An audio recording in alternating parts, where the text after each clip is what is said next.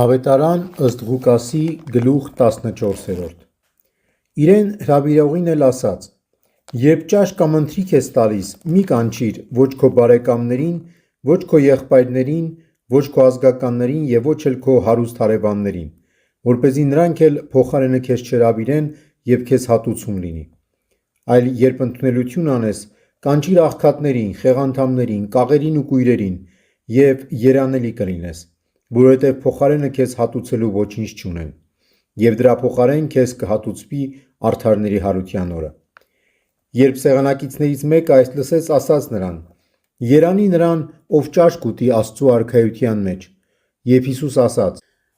մի մարդ ընթրիք սարքեց և հրավիրեց շատերին: Եվ ընթրիքի ժամին իր ծառային ուղարկեց կանչելու հրավիրվածներին, թե եկեք, որովհետև ահա ամեն ինչ պատրաստ է: Եվ ամենքը մեկ-մեկ սկսեցին հրաժարվել: Առաջինն ասաց. ագարակ գնեցի և պետք է որ գնամ տեսնեմ, խնդրում եմ քեզ ինձ հրաժարված համարիր: Եվ մյուսն ասաց.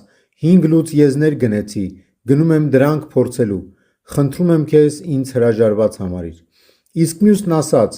կին եմ առել, դրա համար էլ չեմ կարող գալ: Եվ ծառան եկավ ու իր տիրոջը պատմեց այս: Այդ ժամանակ բարկանալով տանտերն իր ծառային ասաց. իսկույն դուրս եկ քաղաքի հրապարակներն ու փողոցները և աղքատներին, խեղաթամներին, կաղերին ու կույրերին բեր մտցրու այստեղ: Եվ ծառան ասաց. տեր, ինչ հրամայեցիր, կատարվեց, և էլի տեղ կա: Եվ տերը ծառային ասաց.